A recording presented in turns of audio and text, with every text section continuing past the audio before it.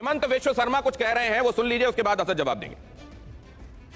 ओएसी तवांग जाएगा? क्या बात बोल रहा है यार। ओएसी तवांग जाने का उनका दम भी है क्या? एक दिन में वो पागल हो जाएगा। अरे भाई, ओएसी इसमें कहाँ आ गया? ये घबराना का प्रतीक है। आपने वीडियो नहीं देखा है भारत का आर्मी साइनिस का जो हाल किया है? तो ओएसी को इंफॉर्मेशन तो गलती से भी नहीं देना चाहिए। किसका हाथ में चला जाएगा? और अब मैं विशुद्ध पॉलिटिकल बात करने वाला हूं, इसलिए मैं जनरल्स को इन्वॉल्व नहीं करूंगा। अच्छा, तो वैसे इस पर आपका जवाब मैं आता हूं, लेकिन ये जो नहीं आप पहले इस पर जवाब दे दीजिए sir. I come back to you sir. क्या सवाल है? आपने अभी सुना क्या कहा हेमंत विश्व शर्मा? क्या कहा? मैं फिर से प्ले करूं क्या? नहीं, मेरे को नहीं सुनाई दिया। वो ये कह रहे हैं कि असदुद्दीन ओवैसी तवांग क्या जाएंगे, नंबर एक। नंबर दो, उनको स्पेसिफिक इन्फॉर्मेशन क्यों दें हम? वहां से कहां चली जाएगी मालूम नहीं। देखिए, वहां से कहां चली जाएगी, किधर जाएगी, वो आदमी को नहीं मालूम। मैं डिफेंस कमेटी का 8 साल मेंबर था। 8 साल में मेंबर था डिफेंस स्टैंडिंग कमेटी का, 2007 से लेकर 2014 तक। उसके बाद डेलिबरेटली, ठीक अलग बात है। मगर ये हेमंत बिस्व शर्मा को पहले उनकी पुलिस और जो मिजोरम नागालैंड की पुलिस में जो फायरिंग हो रही है उस पर देख लो। तुम ये सब बातें समझ में नहीं आएंगी इनको, समझे ना। अब हमारी वफादारी पे आप शक कर रहे हैं तो ठीक है, क्योंकि मैं मुसलमान हूं। सुनिए, वो उनका मतलब वही है, उनका मतलब वही है। ये कहा, ये बिल्कुल नहीं कहा गया। बोलने की जरूरत नहीं है। अंग्रेजी में एक लफ्ज है इनियंडो। दूसरी बात, आपने सर आपने कहा ये नंबर्स कहां से आए? ये पार्लियामेंट में दिए गए sir. These numbers have been given in the parliament by the government of the day. इसीलिए तो हम कह रहे हैं, जब आप ये सब दे सकते हैं, आप ट्रेड इंबैलेंस बता सकते हैं, सैटेलाइट इमेजरी से दुनिया को मालूम हो रहा है। अमेरिका का जर्नल आकर हमको कह रहा है कि चीन गड़बड़ कर रहा है, और हम पार्लियामेंट में नहीं बोल सकते। अच्छा, आप इंफॉर्मेशन मुझे मत दीजिए, इनको शक है ना मुझ पर। चलिए, आप अपोजिशन लीडर्स को बुलाइए, मुझे छोड़ दीजिए। प्रधानमंत्री बुलाकर उनसे सुनिए क्या बोलना चाह रहे हैं। अगर ओवैसी पे तुमको भरोसा नहीं है तो आप दूसरे बड़े अपोजिशन लीडर को बुलाओ, सुनो तो सही क्या हो रहा है इसमें। हम आपको बता रहे हैं, चीन नहीं रुकने वाला है, चीन आगे बढ़ते जाएगा। कोई सवाल किसी फौजी पर नहीं उठ रहा है, सवाल पॉलिटिकल लीडरशिप पर उठ रहा है। आप बताइए, प्रधानमंत्री उठकर जाकर हाथ मिलाते हैं चीन के लीडर से, और उसके बाद सर एक मिनट, उसके बाद ये वाकया होता है यांगसी के ऊपर। क्या बताया जा रहा है बताइए? वहां बहुत सारे हाथ खड़े हो रहे हैं। देखिए, अब ये ऑडियंस जो हमारे साथ मौजूद है, इनके पास मैं जाऊंगा, लेकिन एक बात सर, ये जो आप कहते हैं ना, असल में उधर से ये कहा जाता है कि ये सेंसिटिविटी समझे बगैर बातें होती हैं ऑपोजिशन की तरफ से। कश्मीर में जब बहुत सेंसिटिविटी होती है तब वो कहते हैं हमको डेलीगेशन ले जाना है। ऑपोजिशन की तरफ से बगैर ये समझे कि किस समय किस तरीके की बातें जायज होंगी, मखौल उड़ाने की कोशिश। आपको मालूम कि 2 मरतबा कश्मीर के डेलीगेशन में मैं गया था। आपको मालूम कि एक सेपरेट लीडर से मुझे भिजाया मिलने के लिए अकेले। आपको मालूम ये बात? बोलूं मैं ये बात क्यों भिजाया आपने मुझे? क्या अरुण जेटली साहब नहीं थे? क्या राजनाथ सिंह नहीं थे? चश्मेशाही में कौन से सेपरेट मिलने के लिए मुझे भिजाया गया? राहुल गांधी वाले डेलीगेशन कौन? आप भी थे? मैं नहीं था उसमें, बिल्कुल नहीं गया। मैं बोल रहा हूं सरकार का डेलीगेशन। मैं उनका उस डेलीगेशन में क्यों नहीं गए? क्यों जाऊंगा मैं? वो पार्टी का डेलीगेशन है। मैं गवर्नमेंट ऑफ इंडिया से कह रहा हूं, मेरी सरकार से कह रहा हूं, मेरा हक बनता है। सवाल जब वही है, आवाज जब वही है, तो साथ में होने में क्या समस्या है? एक बात सुनिए, जब गवर्नमेंट ऑफ इंडिया लेकर जाएगी, हमेशा हम तैयार रहे। 2 मरतबा मनमोहन सिंह के जमाने में कश्मीर जाने का मौका मिला, गए। फिर नरेंद्र मोदी की सरकार में Rajnath Singh, Arun Jaitley, Sushma Swaraj, all party delegation गए, हम गए, उसमें बराबर जाएंगे। कोई पार्टी जाती है अलग बात है।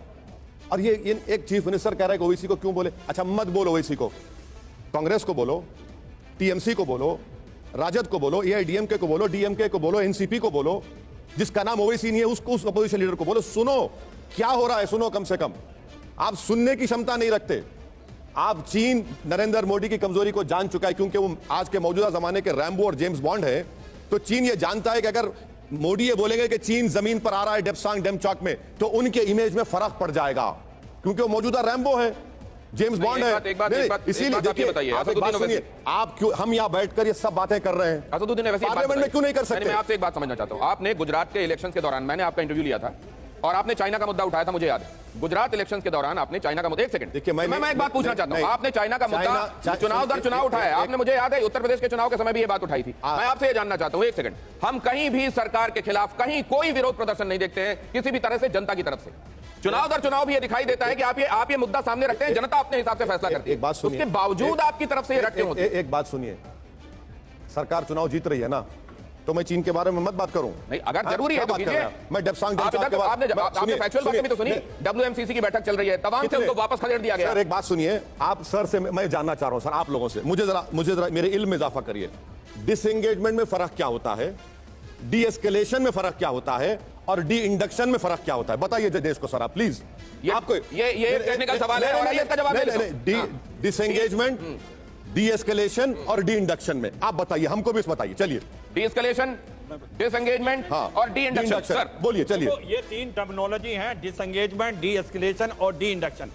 जब दो फौजें बिल्कुल eyeball to eyeball होती हैं तो उसको डिसएंगेज किया जाता है कि वो पीछे हटे, बिल्कुल। और उसको थोड़ा पीछे हटने के बाद डी एस्केलेट किया जाता है कि हथियार वगैरह पीछे ले जाएं, और फिर डी इंडक्शन है पूरी की पूरी जो फौज है वो अपने पीस स्टेशन पे चली जाए जहां से वो आई थी। सर एक मिनट, सर मैं ये बताना चाहूंगा, एक मिनट, अभी क्या हुआ है? डिसएंगेजमेंट हुआ है। हाँ, यही तो हम कह रहे हैं। नहीं, मगर वो यही तो हम कह रहे हैं कि डिसएंगेजमेंट हुआ है, वो हमारी तरफ से भी हुआ है। मैं ये बता रहा हूं सर आपका पॉलिटिकल लीडरशिप कह रहा हूं, आपको नहीं कह रहा हूं सर। मैं ये कह रहा हूं कि भाई डी एस्केलेशन, डी इंडक्शन क्यों नहीं कर रहे नरेंद्र मोदी?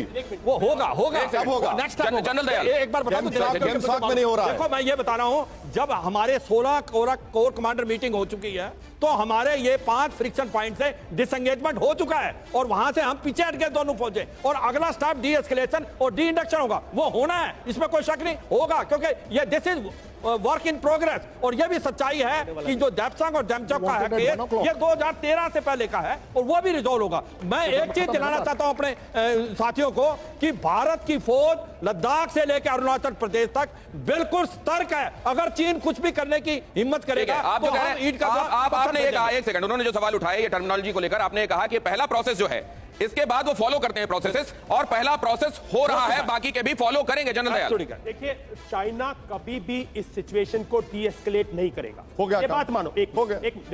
देखिए मैं आपको बता दूं, उसने ये जो किया है ना अभी, ये इसीलिए किया है ताकि देश एंगेज रहे, डी एस्केलेट ना हो, वरना वो करता ही नहीं। चाइना चाहता है बॉर्डर पे सिचुएशन रहे। मैं एक सिर्फ बात कहना चाहता हूं, एक मोराल की बात आई थी, मैं उस पर बोलना चाहता हूं। भारतीय सेना का मोराल किसी चीज से इफेक्ट नहीं पड़ता, उसे गलियारों में मत घसीटो बस।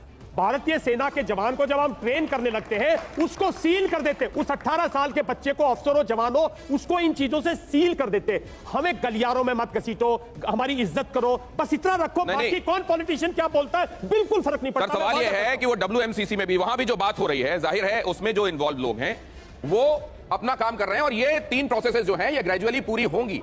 इसको लेकर सवाल उठाया गया है कि आप ये बताइए कि डिसएंगेजमेंट, डी एस्केलेशन और डी इंडक्शन में क्या फर्क है, और सवाल उठाने के पीछे जो मकसद है वो ये है, ये बताना कि डिसएंगेजमेंट में है आप, बाकी की प्रोसेसेस को लेकर क्या कहना है सर?